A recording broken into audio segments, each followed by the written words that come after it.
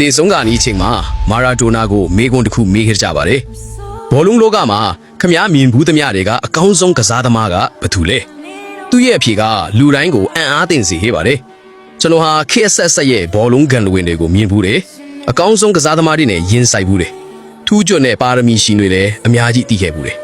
ဒါပေမဲ့မော်ဆန်ဒီရှင်းပြလို့မရတဲ့အရာတစ်ခုနဲ့ကျွန်တော်နှလုံးသားကိုတကယ်လှူရှားစေခဲ့တဲ့သူကတော့တယောက်တည်းပဲရှိတယ်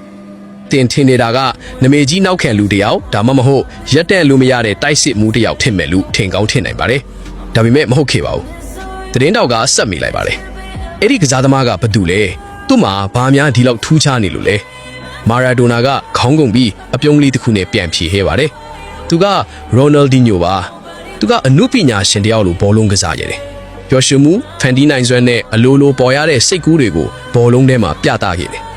လှုပ်ရှားမှုတစ်ချက်တည်းနဲ့ဘသူမှမမြင်ဘူးတဲ့အရာတွေကိုလွတ်ပြနိုင်ခဲ့တယ်သူကဘောလုံးလောကကိုအပြုံးတွေပြန်ယူဆောင်လာခဲ့တဲ့သူပါသူဖန်တီးခဲ့တဲ့လိန်ခုတ်တွေနဲ့ပေးပို့မှုတွေကတခြားဂျူကလာသလိုတောင်ထင်ရတယ်မာရာဒိုနာကဆက်ဖြောခဲ့ပါတယ်ရိုနယ်ဒီညိုကိုကြည့်လိုက်ရင်ကျွန်တော်မြင်ရတာကဘောလုံးစစ်ပါပဲ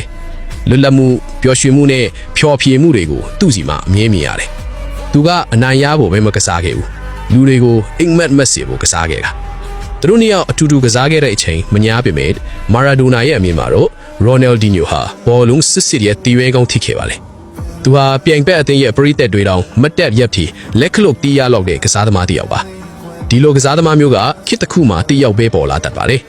တခါတလေတော့ခေတ်တစ်လုံးမှာတောင်တစ်ယောက်ထဲပဲရှိတတ်ပါတယ်ဒီယေဂိုမာရာဒိုနာကဘောလုံးရဲ့နတ်ပရားလူကစားသမားတစ်ယောက်အကြောင်းပြောခဲ့တာဟာချဲခါပြောဆိုတာမဟုတ်ပါဘူးအဲ့ဒါကအမှန်တရားပါဘာကြောင့်လဲဆိုတော့ရိုနယ်ဒီညိုဟာကစားသမားခေါင်းတစ်ယောက်တည်းမဟုတ်ဘူး